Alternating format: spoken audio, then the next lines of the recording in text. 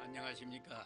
大家好， 오늘부터는 조직신학 교회론을 강의하겠습니다. 今天的这一讲跟大家一起来分享的是有关教会论。 먼저 교회의 성질에 대해서 설명하겠습니다. 首先是教会的性质。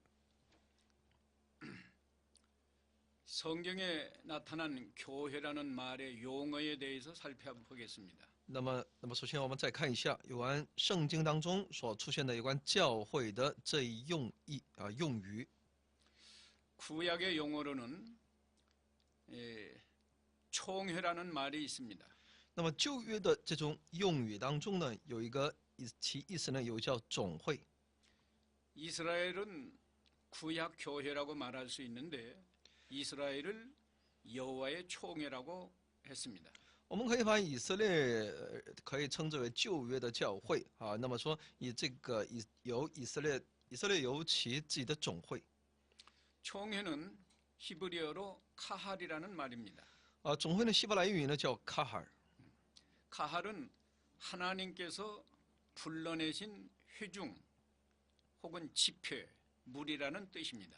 那么卡尔这个意思呢，就是神所呼召、拣选、呼召出来的一种会众，是一种集会，是一种一群，那么意思。 민수기 19장 20절과 20장 4절 또 신명기 5장 22절, 9장 10절 등을 참조하시기 바랍니다. 请参考民数记19章20节、民数记20章4节，还有申命记5章22节、申命记9章10节。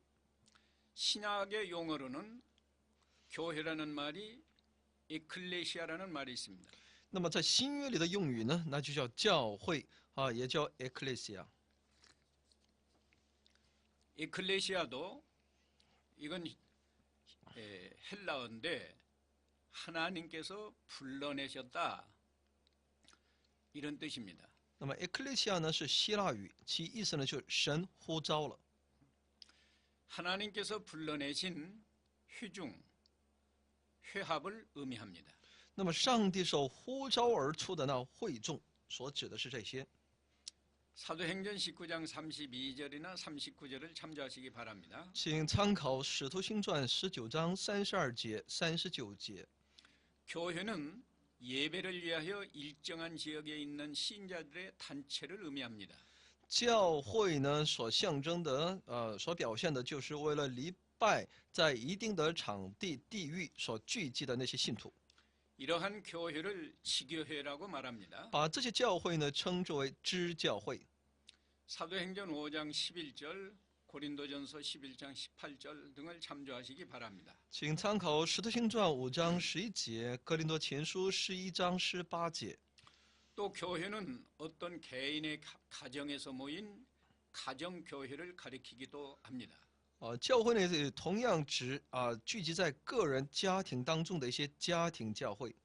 로마서 16장 5절, 23절, 또 고린도전서 16장 19절, 골로새서 4장 15절 등을 참조하시기 바랍니다. 请参考罗马书16章5节，还有23节；哥林多前书16章19节；哥罗西书4章15节。 영적 교회는 천상과 지상에서 그리스도와 영적으로 연합되었거나 장차 연합될 신자들의 단체를 가리킵니다. 那么属灵的教会呢，是指那在天上地上因着基督而属灵里联合的，而且将来要联合的那些信徒的团契。 에베소 1장 22절, 3장 10절, 골로새 1장 18절 등을 참조하시기 바랍니다. 请参考以弗所书1章22节、3章10节、哥罗西书1章18节。 교회에 대한 비유적 명칭들이 있습니다. 有针对教会的一些其余一种比喻的称呼名称。 첫째, 교회를 그리스도의 몸이라고 말합니다. 那么第一呢，把教会呢称之为基督的身体。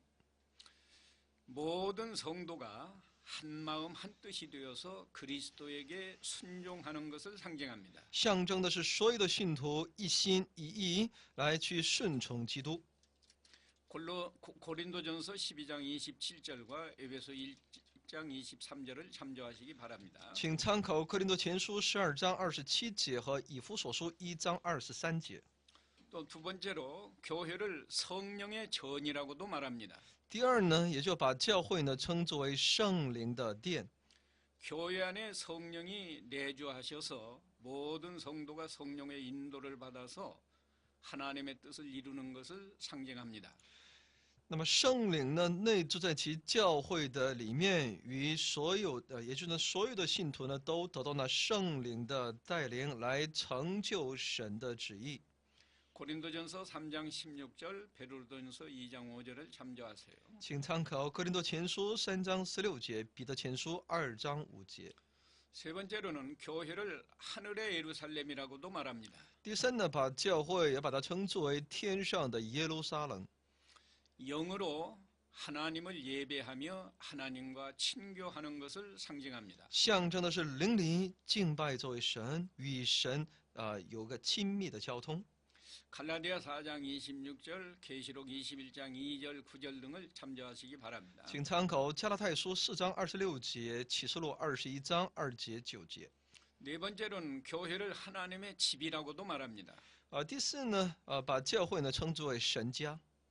교회는 성도가 하나님과 함께 거하는 집이라는 것을 상징합니다. 教会呢是神与信徒同居的家。 디모데전서 3장 15절을 참조하세요. 请参考提摩太前书3章15节。 또 교회를 다섯 번째로는 진리의 기둥과 터다라고 말합니다. 那么第五呢，教会呢又是那真理的柱子。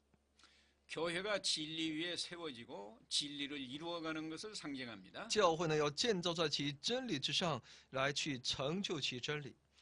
역시 디모데전서 3장 15절을 참조하세요. 同样是提摩太前书3章15节。 여섯 번째로 교회를 그리스도의 신부라고도 말합니다. 那么第六呢，把教会称作为基督的心腹。 교회가 그리스도의 사랑에 감사하며 항상 순종하여야 하는 것을 상징합니다. 象征教会呢，必须要感谢基督的慈爱，而在他面前顺从。 고린도후서 11장 2절을 참조하시기 바랍니다. 请参考哥林多后书11章2节。 또 교회를 천국이라고도 말합니다. 再一个呢，就把教会呢，把它称之为天国。 교회는 기쁨과 감사가 넘치고 하나님 안에서 행복한 세계인 것을 상징합니다. 教会里面是充满喜乐和感谢，是呢满有幸福的地方。 마태복음 13장 24절에서 52절을 참조하시기 바랍니다. 请参考马太福音13章24到52节。 교회의 본질에 대해서 설명하겠습니다. 下面是有关教会的本质。 첫째, 로마 카톨릭파의 주장을 말하겠습니다. 那么首先呢，我们来了解一下罗马天主教的他们的主张。 로마 카톨릭파에서는 교회의 본질이 유형적 조직체에 있다고 주장합니다. 罗马天主教认为呢，教会的本质在于其有形的组织体系。 그들은 말하기를 주교, 대주교, 교황은 교훈하는 교회라고 말합니다. 他们主张呢，主教还有大主教还有教皇呢，就是由他们来教训的，那就是教会。 이 주교, 대주교, 교황은 교회의 단일성, 성결성, 보편성, 사도직과 같은 영광스러운 속성을 직접 차지한다고 말합니다. 他们主张呢，教会的单一性、圣洁性、普遍性呢，都是由还有使徒的职分呢，都是由这些主教、大主教和教皇拥有。 그들은 이 외부적 조직체를 떠나서는 구원이 없다고 말합니다. 他们主张呢，若离开这外在的组织体系的话呢，其实没有救恩的，是无法得救的。 신자들의 공동체는 교훈을 받는 교회라고 말합니다. 他们认为信徒的那些共同体呢，那就是要接受教训的教会。 이 신자들의 공동체는 교회의 단일성이나 성결성, 보편성, 사도직과 같은 영광스러운 속성을 간접적으로 차지한다고 말합니다. 他们主张呢，教会呢，是他们间接的拥有神的那种单一性、圣洁性、普遍性、使徒的职分，还有那一切属灵的属性。 이 카톨릭파의 주장은 성경에 옳지 않습니다. 但天主教的这样的一些主张呢，是不符合圣经的。 이제 개혁교회의 주장에 대해서 설명하겠습니다. 下面我来讲解一下有关改革宗教会的主张。 개혁교회란 로마 카톨릭파를 반대하는 모든 신약 시대의 교회를 말합니다. 那么改革宗的教会呢，就是一切呢反对呢天主教的那些说法的那一切的新约时代的教会。 개혁파에서는 교회의 본질이 구원받은 모든 성도들의 영적 연합과 교통에 있다고 말합니다. 那么改革宗的教会认为呢，教会的本质呢，就是那本质是在于一切得救的信徒的属灵的联合和与神界的交通。 예수님께서 내 교회를 세우시겠다고 말씀하신 것은 그리스도와 연합된 영적 교회를 말씀하신 것입니다. 耶稣说呢，我要建立教会呢，是指的是要成为一个教会成为一个属灵的联合体。 이 영적 교회는 모든 시대의 모든 성도들이 포함되며 이 영적 교회를 떠나서는 구원이 없습니다. 至于属灵的教会呢，包括在其所有的时代的所有的信徒里面，离开这属灵的教会是没有得救的。 다시 말하면 구원받은 성도들이 영적으로 교회와 연합된 것을 교회라고 말합니다. 也就得救的那些人呢，属灵里呢与那教会联合。 이제 교회의 성격에 대해서 설명하겠습니다. 那么下面是有关教会的性格。 먼저 전투적 교회와 승리적 교회가 있습니다. 那么首先有一个战斗性的教会和得胜的教会。 교회를 전투적 교회라는 것은 지상교회는 모든 악한 세력과 흑암의 권세를 대항하여 끊임없이 싸우는 교회를 말합니다. 那么战斗性的教会呢，所指的是地上的一切的教会呢，与那一切的邪恶势力和黑暗的权势与之抗衡，不断的征战。 나 승리적 교회가 또 승리적 교회라고 말할 수 있습니다. 还有那得胜的教会。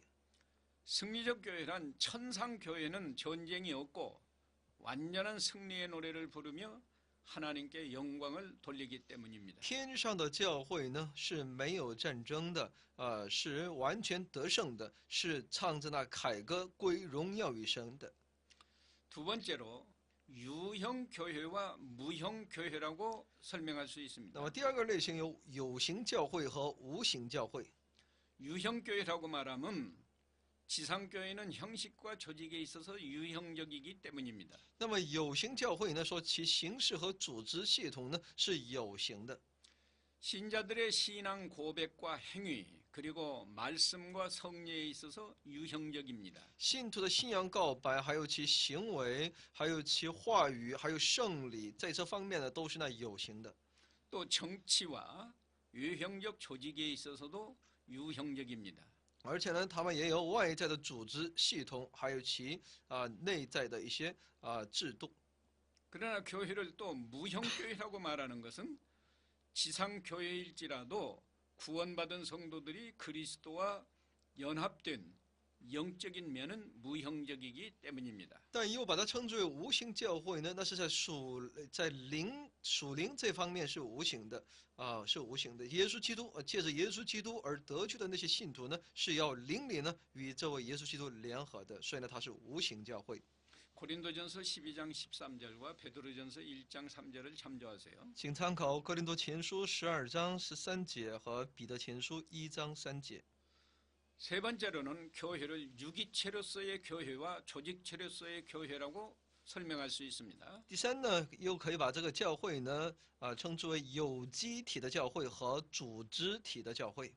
조직체로서의 교회는 지상교회는 목사, 장로, 집사, 일반 성도들로 조직되어 있고 당회, 재직회, 공동회, 노회, 총회 등 정치 조직을 이루고 있기 때문입니다. 那么组织有组织体系的这么个教会呢，是有形也可以也就是说有形教会里面这样的教会里面是由其职分的，就像牧师、长老、执事和一般信徒所组成，而且呢由其话语的宣告和胜利的执行都是由带着组织性的，而且呢教会里面是有堂会，还有呢在职会、共同议会，还有老会还有那总会。 또 말씀과 성령의 집행에 있어서도 조직적입니다. 在其话语的和其圣礼的执行这方面都是有组织体系的。 그러나 유기체로서의 교회는 그리스도 안에 있는 영원한 생명을 받아서 그리스도와 생명적 연합을 이루고 있기 때문입니다. 而呢，有机体的教会呢，教会在基督的里面呢，获得那永远的生命所以呢，在基督里面，它与信徒与基督是联合的。 그러므로 교회는 그리스도의 인도를 받으며 모든 성도가 서로 협력하여 하나님의 뜻을 이루어야 합니다. 因此呢，基督呢，信徒呢要得到基督的那种带领，来协力来完成神的旨意。 신앙 고백의 일치, 악의 세력에 대한 공동적 반항은 유기체적 교회의 성격을 잘 나타냅니다.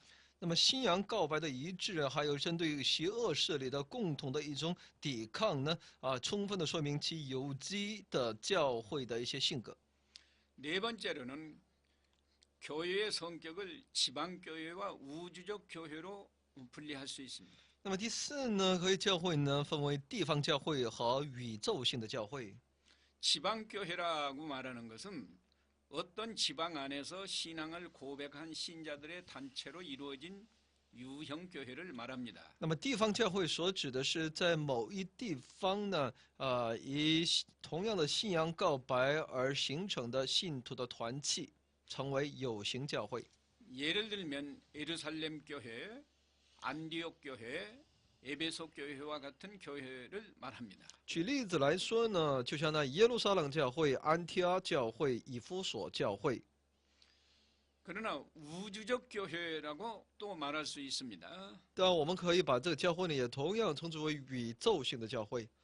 그리스도의 몸에 연합된 영적인 교회는 우주적 교회입니다. 与基督的身体联合的那属灵的教会呢，都是那宇宙性的教会。 이 우주적 교회는 모든 시대에 어디에서나 거듭난 모든 성도들이 포함됩니다. 这宇宙性的教会呢，在所有的时代呢，也包括那所有的信徒。 예수님께서 이 우주적 교회를 세우시고 사랑하셔서 자기 자신을 희생하신다고 말씀했습니다. 主耶稣呢，来去建造这一宇宙性的教会，而且呢，他是那么的爱这教会，而且呢，为这教会来牺牲自己。 마태복음 16장 18절과 에베소서 5장 25절을 참조하세요.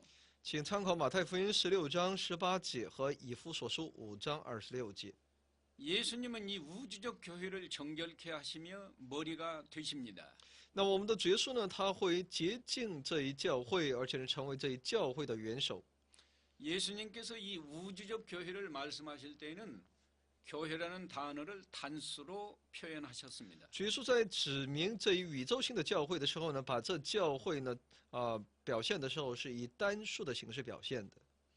이제 교회의 정의에 대해서 말하겠습니다. 下面是教会的定义。 좁은 의미의 교회는 那么 교회라는 단어 에클레시아는 불러낸 자라는 뜻으로 신약 성경에 114회나 기록되어 있습니다.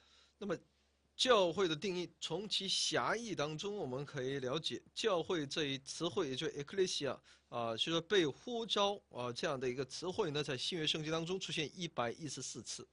하나님께서 택하신 백성을 이 죄악 세상에서 불러내어 하나님께 속하게 한 자들이 교회입니다.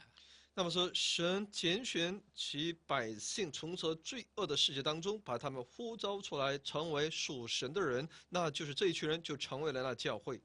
그들은 성령의 능력으로 거듭나서 예수 그리스도의 몸에 연합되어 한 지체를 이룹니다.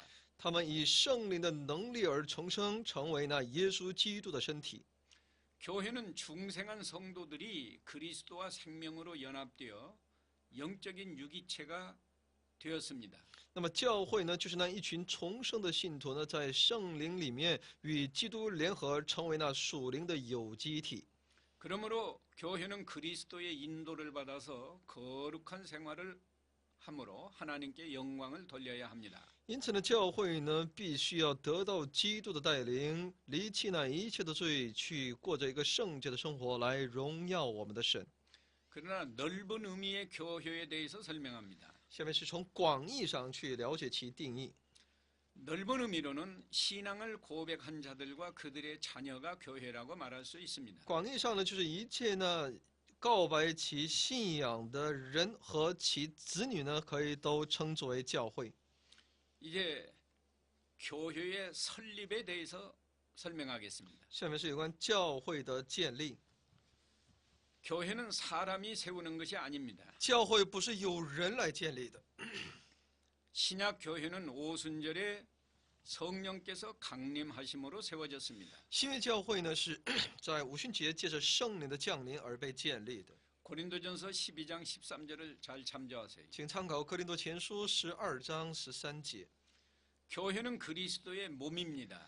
教会是基督的身体， 그리스도께서 내 교회를 세우시겠다고 말씀하셨습니다. 基督说称自己要建立自己的教会。 마태복음 16장 18절을 잘 참조하세요. 参考马太福音16章18节。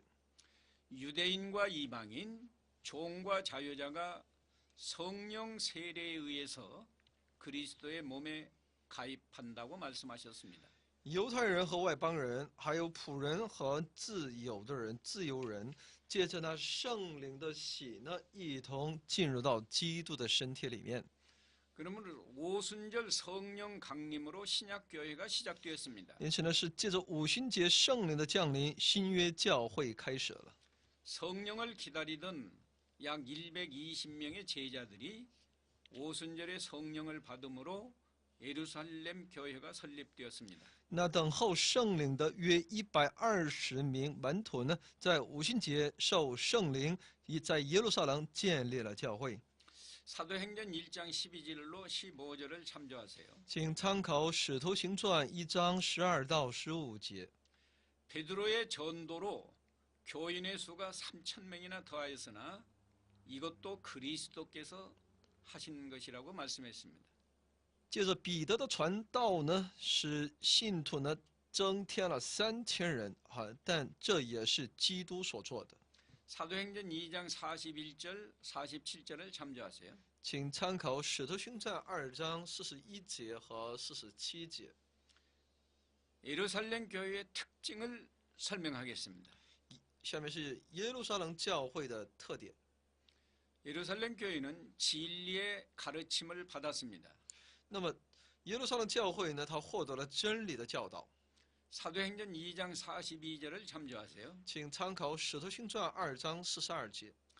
이것은 교리적 표준이 있었다는 의미입니다. 也就是说呢，在当时有其教义的一种标准。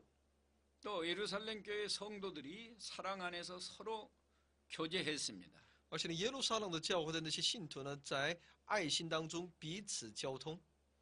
이것은 성도들의 아름다운 교제가 있었다는 것입니다. 也就是呢，信徒之间有那美好的交通的一个见证。 특별히 저희가 떡을 떼었다는 것은 성녀를 거행했다는 뜻입니다. 他们彼此掰饼呢，就说明他们举行圣礼， 또 그들은 하나님을 찬미하며 예배했습니다. 而且他们来赞美这位神，向神礼拜。 사도행전 2장 46절을 참조하세요. 请参考《使徒行传》2章46节。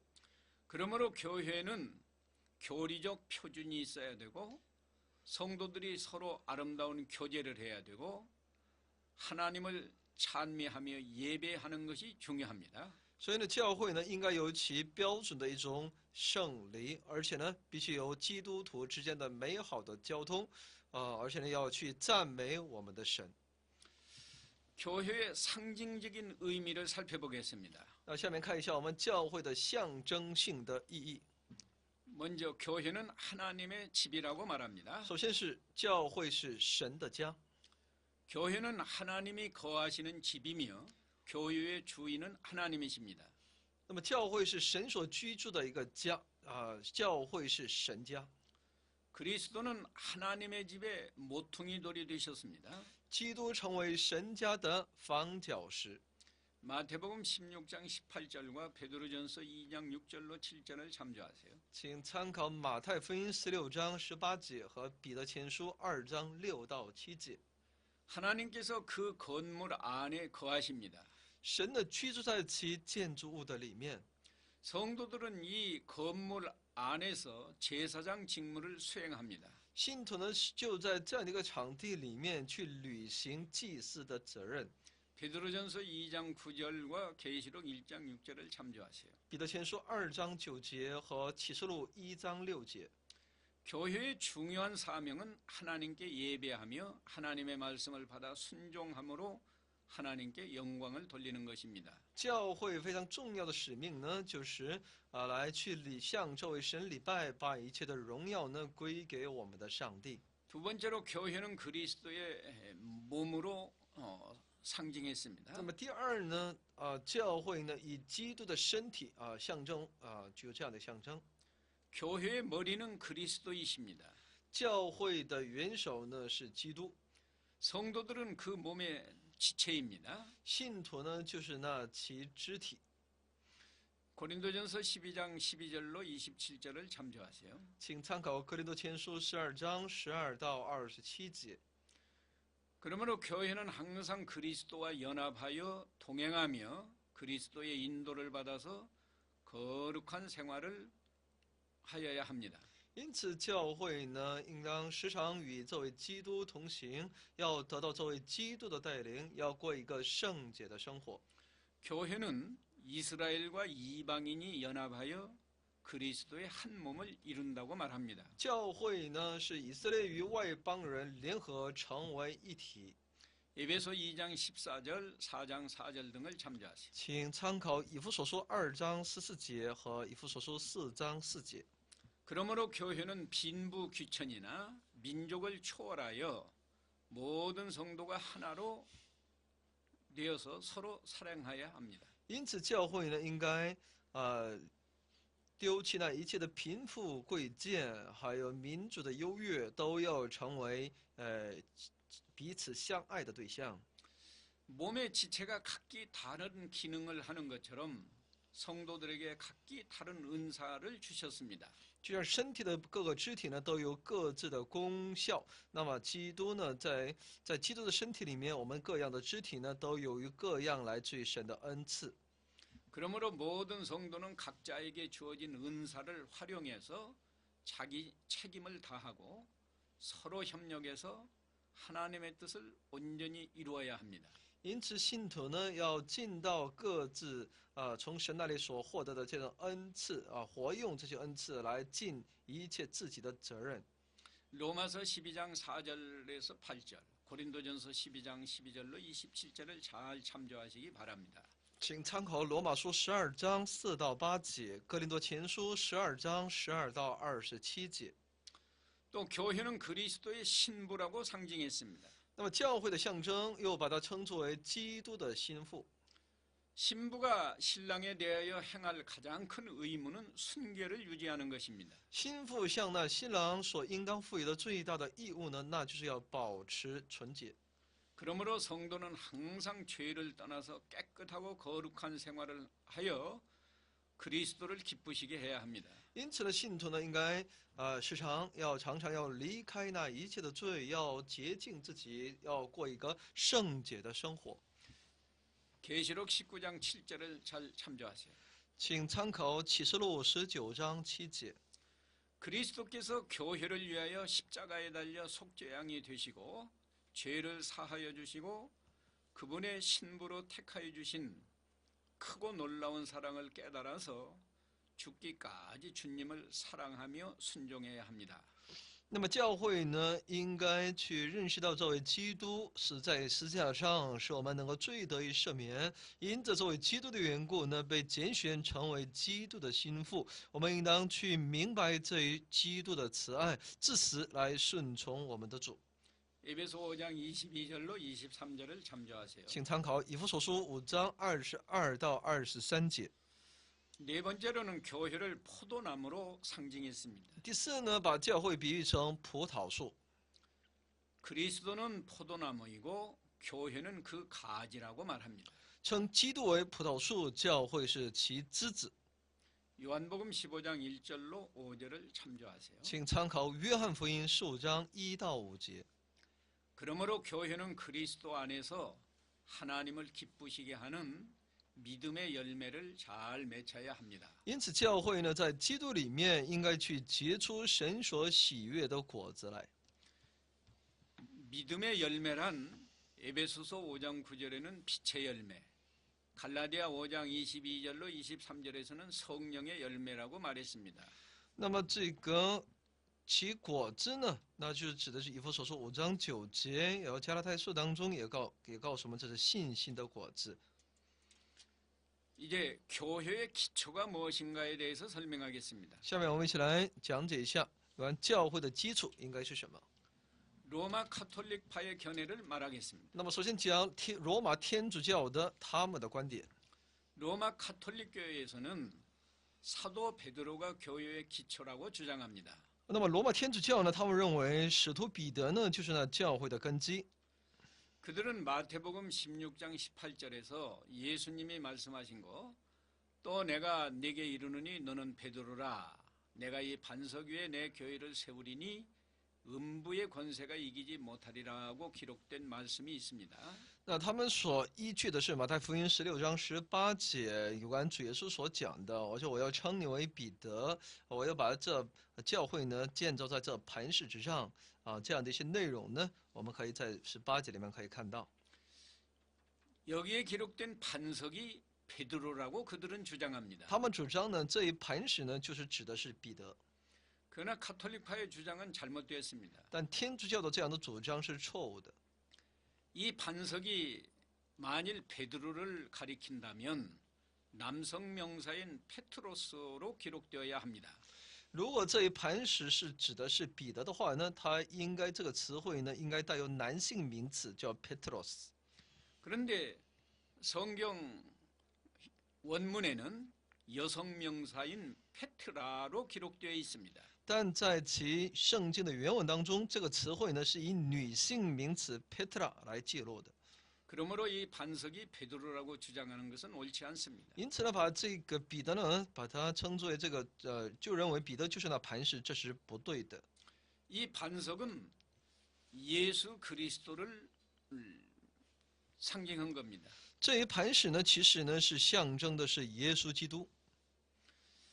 이제 개혁교회의 견해를 설명하겠습니다. 下面是有关改革宗教会的他们的主张。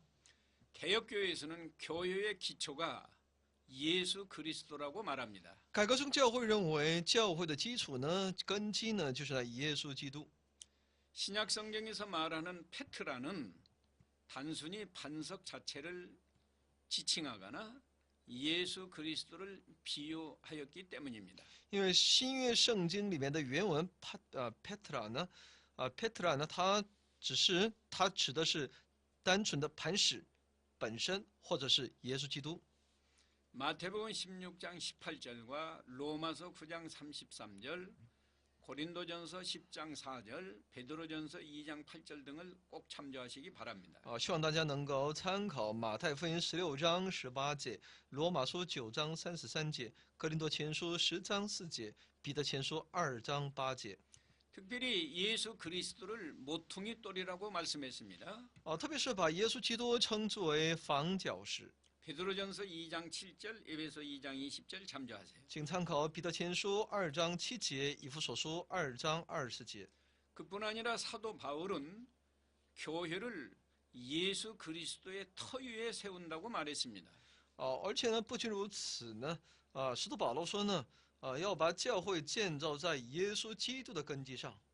고린도전서 3장 11절을 참조하세요. 请参考哥林多前书3章11节。 이제 교회가 어떻게 세워지는가의 그 방법에 대해서 설명하겠습니다. 下面我来讲解一下教会是如何被建立的。 첫째, 교회는 그리스도께서 세우십니다. 第一呢，教会呢是由基督来建立的。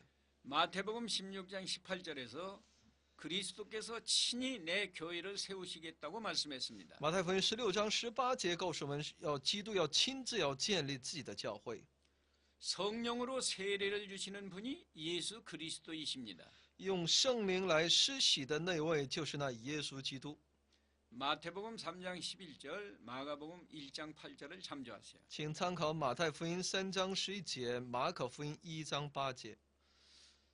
또 사람이 전도는 하지만 구원받는 자를 더하시는 것은 그리스도께서 하시는 일입니다. 传福音是有人来传福音啊，是人在传福音，但是一个人最终得救，这是基督的工作。 사도행전 2장 47절을 참조하시기 바랍니다. 请参考使徒行传2章47节。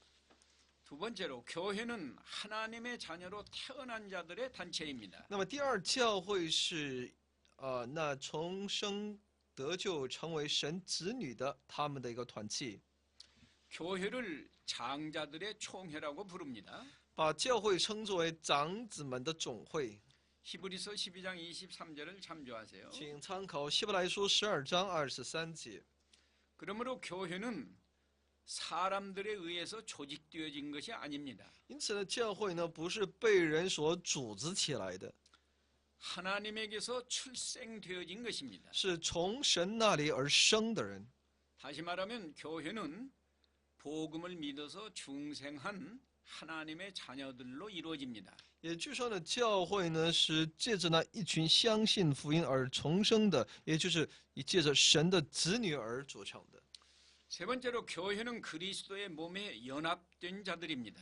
那么第三呢，教会呢是一群与基督的身体联合的人。 구원받은 성도는 그리스도와 연합되어 그리스도와 한 몸을 이룹니다. 得救的信徒呢与基督联合成为一体。 고린도전서 12장 13절을 잘 참조하세요. 请参考哥林多前书12章13节。 그러므로 교회는 항상 머리이신 그리스도의 인도를 받아야 합니다. 因此呢，教会呢必须要得到那教会的元首基督的带领。 그리스도는 우리를 진리 가운데로 인도해서 하나님께 영광을 돌리게 합니다. 基督呢就会把我们带到那真理当中来，归荣耀给我们的上帝。 이제 교회의 속성에 대해서 설명하겠습니다. 下面是有关教会的属性。 첫째, 교회는 통일성이 있습니다. 那么第一，教会拥有统一性。 이 통일성에 대해서 먼저 로마 카톨릭파의 견해를 설명하겠습니다. 有关这一教会的统一性呢，首先了解一下罗马天主教的他们的主张。 로마 카톨릭파의 주장은 잘못된 주장입니다. 他们的这样的主张是错误的主张。 로마 카톨릭파는 교회의 통일성을 지상교회의 외부적 조직에서 찾습니다. 这个罗马天主教呢，他把这一教会的统一性呢，在于地上的教会的外在的组织系统当中，想要去寻找。 로마 카톨릭 교회는 교황을 중심으로 전 세계를 포함하는 조직을 이루고 있으니 이것이 교회의 통일성이라고 주장합니다. 罗马天主教呢，借着通过这个教皇呢，在全世界范围内呢，形成一个世界性的组织。他们认为这就是教会的统一性。 그들은 교회 교직 정치를 중심으로 교회의 통일성을 강조합니다. 所以呢，他们以教会的教职所谓的教会的职分的这种政治以中心来形成教会的统一性。 그러나 교회 통일성에 대한 바른 견해를 설명하겠습니다. 但我要去讲解一下其正确的一些见解。 성경은 영적 교회의 통일성을 말하고 있습니다. 圣经在告诉我们其属灵教会的统一性。 교회는 그리스도의 몸이며 모든 신자가 예수 그리스도의 지체입니다. 那么教会是基督的身体，所有的信徒都是那耶稣基督的肢体。 그러므로 그리스도 안에서 영적인 통일성을 이루고 있습니다. 因此，在基督里面形成了属灵的统一性。 고린도전서 12장 13절로 30절을 참조하세요. 请参考哥林多前书12章13到30节。 교회가 신앙 고백과 행위, 예배, 그리고 보이는 조직에서 어느 정도는 외부적으로 교회의 통일성이 나타납니다. 那么在其从外在的形式上呢，其信仰告白的行为，还有礼拜，还有教会的外部的一些组织这些部分呢，在教会里的确形成一定的统一性。 중요한 것은 교회는 모든 성도가 그리스도의 인도를 받아서 한 마음 한 뜻으로 하나님의 뜻을 순종하는 것이 중요합니다. 重要的是，教会呢，在神的面前顺从，一心一意来顺从我们的神。 이제 교회의 거룩성에 대해서 설명하겠습니다. 下面是教会的圣洁性。 로마 카톨릭파의 잘못된 견해를 말하겠습니다. 首先来了解一下罗马天主教的错误主张。 로마 카톨릭파는 외부적 형식에서 교회의 거룩성을 찾습니다. 他们是在外在的一种形式上呢，想要去寻找教会的圣洁。 그들은 교리와 도덕적 교훈과 예배와 권징과 같은 의식적인 성결이 교회의 거룩성이라고 주장합니다. 他们主张呢，教会的教义、道德的教训、礼拜，还有一种劝诫等等仪式呢，就是那教会圣洁的一个尺度。 그러나 그들의 주장은 옳지 않고 정당한 견해를 말하겠습니다. 但他们的这样的主张是不正确的。那正确的主张是什么呢？ 성경은 영적 교회의 거룩성을 주장합니다. 圣经主张其属灵教会的圣洁。 모든 신자가 그리스도 안에서 죄 사함을 받았고 그리스도 안에 있는 거룩한 생명을 얻어서 하나님의 자녀가 되었습니다. 那么所有的信徒呢，在基督里面得到了罪的赦免，在基督里面获得了那圣洁的生命， 이것이 거룩한 것입니다. 这才是圣洁。 성도가 진리를 순종하며 하나님께 헌신하는 생활을 통해서 교회의 거룩성이 외부적으로 나타나는 것도 사실입니다. 信徒借着顺从真理，在上帝面前献上自己，过这样一生活的时候呢，同样他的生活也能够在其教会的外在所显现。 이제 교회의 보편성에 대해서 설명하겠습니다. 下面是教会的普遍性。 먼저 로마 카톨릭파의 잘못된 견해를 말하겠습니다. 首先是罗马天主教的错误观点。 로마 카톨릭파에서는 유형교회의 보편성을 주장합니다. 他们主张有形教会的普遍性。 로마 카톨릭파 교회에서는 신자가 온 세계에 널리 퍼져 있는 것과 다른 교파처럼 분리함이 없고 교인의 수가 많다는 것이 교회의 보편성이라고 주장합니다. 他们主张呢，天主教信徒分散在全世界范围内，而不像其他的教派一样去分裂，而且呢，他们的教会的数目众多，这就是那教会的普遍性。 교회의 보편성에 대해서 바른 주장을 那么 설명하겠습니다. 正确的主张呢？ 성경은 무형교회의 보편성을 주장합니다. 圣经主张其无形教会的普遍性。 무형의 영적 교회는 모든 시대의 모든 장소에서 민족이나 남녀나 빈부의 차별이 없이 모든 신자가 포함되는 것이 교회의 보편성입니다. 教会的普遍性呢，就是在所有的时代，不管是任何的场地和民族、男女、贫富之差别包括这一切，只要是信徒的话呢，都是属于这一普遍教会。 그러므로 세계 어디서나 어느 민족이나 가난한 사람이나 부한 사람이나 예수를 믿기만 하면 구원을 얻어서 하나님의 교인이 되는 겁니다. 所以呢，在世界各地，不管是什么样的民族、男女、贫富肤色的不同，但只要是信耶稣的话呢，他们都能够成为神的百姓。 또 교회가 인생의 모든 방면에서 지배적인 영향을 행사하는 것까지 교회의 보편성이라고 말할 수는 있습니다. 也可以说教会在人生的各个方面呢，都起着其支配性的这种影响力，这也是一个教会的普遍性。 이제 참 교회의 표지에 대해서 那 설명하겠습니다. 么下面是一个真教会的标志。 교회의 표지는 유형 교회에 있어서 참교회와 거짓 교회를 구별하는 기준이 됩니다. 那么在其有形教会当中呢，就是与真教会和假教会的一个区别。 첫째, 교회는 참된 하나님의 말씀을 전파해야 합니다. 那么真正的教会呢，必须要传递神的话语。 교회는 순수하고 참된 하나님의 말씀을 전파하고 하나님의 말씀이 신앙과 행위에 지배적인 감화를 주어야 합니다. 教会呢，必须要传递纯真的神的话语，把上帝的话语，在信仰和行为上成为一个支配的这样的一个作用。 그러므로 교회는 하나님의 말씀을 바로 믿고 순종하는 교회가 참교회입니다. 所以呢，去顺从、相信神的话语、顺从神话语的教会，才是真正的教会。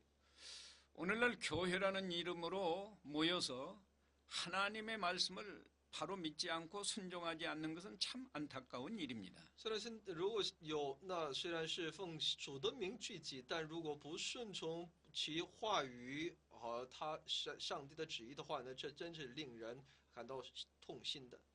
요한복음 8장 3절, 32절, 또 고린도후서 2장 17절, 4장 2절, 요한일서 4장 1절로 3절, 요한이서 1장 9절 등을 꼭 참조하시기 바랍니다. 请参考约翰福音8章3节和32节，还有哥林多后书2章17节、4章2节，约翰一书4章1到3节，约翰二书1章9节。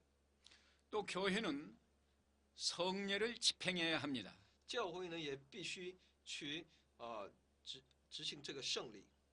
성례는 말씀의 유형적 전파이며 신앙 고백입니다. 圣礼是神话语的有形的传递和信仰的告白。 따라서 성례는 하나님이 세우신 제도에 따라 합법적인 말씀의 사역자들, 다시 말하면 목사들에 의해서 신자들과 그 자녀들에게만 집행되어야 합니다.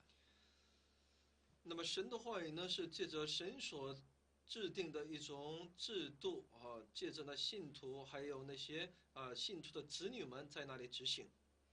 초대교회에서는 성례가 뚜렷하게 교회의 한 표지가 되어 있었습니다. 在初期教会呢，圣礼呢明显的成为了教会的一个标志性的。 마태복음 28장 19절, 사도행전 2장 41절, 고린도전서 11장 23절로 30절을 잘 참조하시기 바랍니다. 请参考马太福音28章19节，使徒行传2章41节，哥林多前书11章22到23到34节。